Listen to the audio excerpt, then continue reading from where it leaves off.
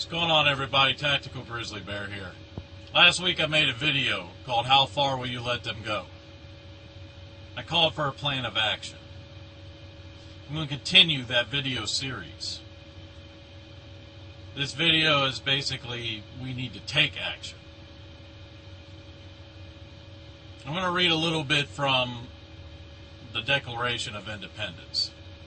For those of you that don't know, the Declaration of Independence was the document that the Founding Fathers wrote and sent to the King of England, declaring their independence from him and his tyranny. That whenever any form of government becomes destructive of these ends is life, liberty, the pursuit of happiness, freedom,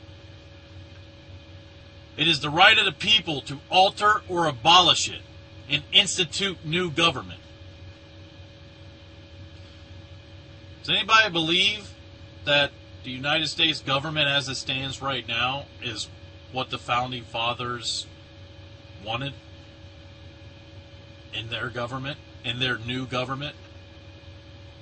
Because there's a lot of similarities between King Edward III and this government.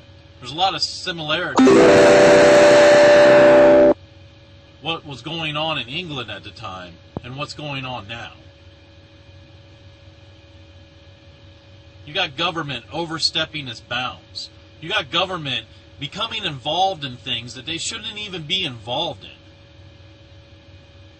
Has anybody heard this new one yet? That the government spent like $160 million on penis pumps. What business does the government have spending money on bullshit like that? And the kicker is that they spent double what they were worth. But yet, we're cutting military benefits. We're cutting military benefits so much that the military service members, when they go to Chow Hall in the morning to eat breakfast, they find it closed with a nice little note on the door that says, due to budget cuts, we will no longer be serving breakfast. But yet we can afford penis pumps. I swear it's not mine, baby. Yeah. Anyways. This government is continuing to intrude on life, liberty, and the pursuit of happiness. It's intruding on our freedoms. This government is not what the Founding Fathers wanted. And I don't even need to prove that. Just look up the quotes of the Founding Fathers on the new government, quotes of the Founding Fathers in ratifying the Constitution. You'll have pages upon pages of the Founding Fathers talking about this exact issue that we have with our government today, or issues. Benjamin Franklin once said, any people that would give up liberty for a little temporary safety deserve neither liberty or safety. But that's what we're doing. We're giving up certain things in the guise of, the government is taking care of us. The government wasn't put there to take care of us. We, as citizens of the United States, need to take responsibility for ourselves. It is not the government's place to provide us with health care. It is our place to provide ourselves with health care.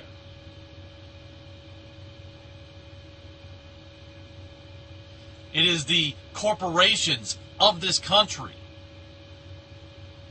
that have a service for the people. It is their responsibility to ensure that everyone is afforded the opportunity to get that product, health insurance. But they're so hell-bent on profit that they don't offer a means for the poor people. The people who can't afford that health insurance, they don't offer a different kind of health insurance for them that costs less. This is the reason why the government stepped in. Because they wouldn't supply it. The government feels the need that it needs to supply it. This is the problem, is that the United States citizen is at fault for everything that has happened. And the United States citizen needs to take action. The United States citizen needs to man up and take action and bring our government back to where it is for the people, by the people. Now, Patrick Henry once said the Constitution is not an instrument for the government to restrain the people. It is an instrument for the people to restrain the government.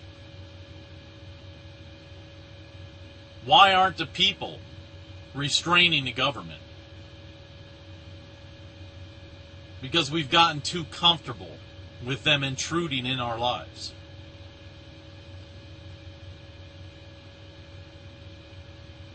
The problem is that when you get in too comfortable with the government intruding on our lives, the government will keep intruding on our lives.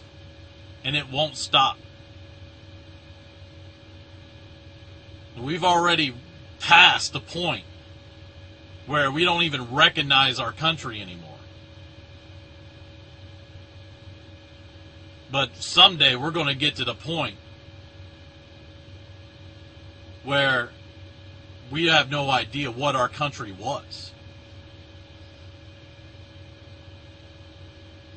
And when I made that video, I got a question asked.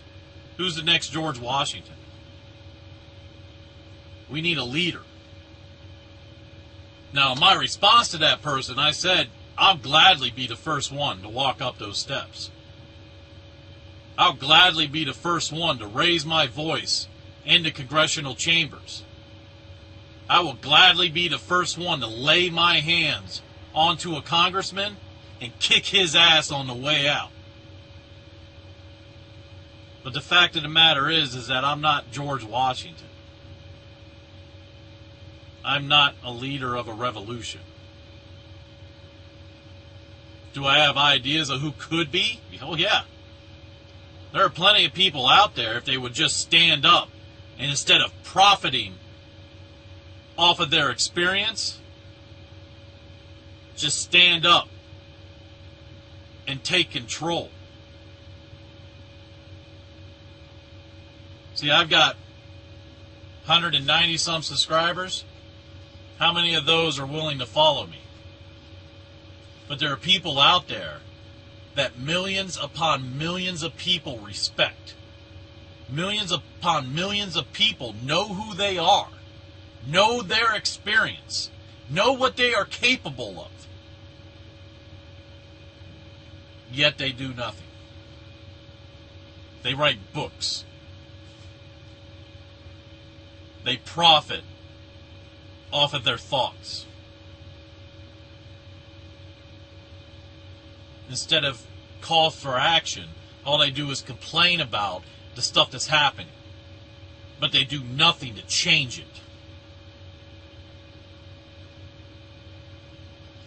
That's got to change. You want a George Washington?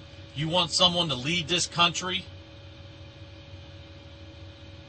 You need to find that person who's not willing to profit off of their experience and who is willing to take action against the atrocities that they have seen.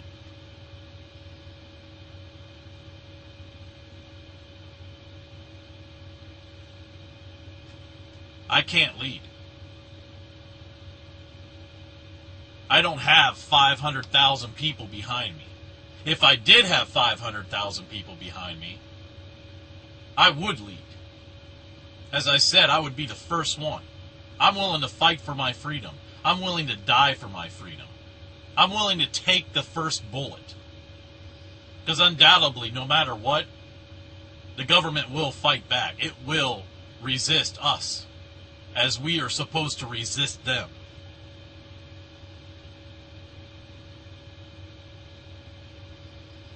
But I don't have 500,000 people behind me.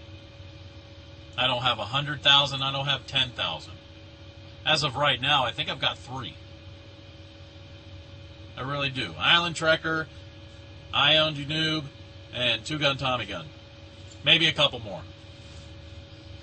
That's not enough to go for a plan of action. It's not. We need to show up in force in Washington. We need to show up with so many people that when we're walking up the steps, an earthquake happens. That's how many people we need, whether it's armed or unarmed. And I believe that we can take back this government unarmed. And even if the government fights back and takes that first shot, let them take the first shot. Because if we had 500,000 people in Washington that day, let them take the first shot. Because you're damn sure when the government starts assassinating unarmed people, unarmed citizens of the United States of America for standing up for what they believe in, you're damn sure that 500,000 within the next week will turn into 9 million. Will turn into 20 million. Will turn into 300 million people.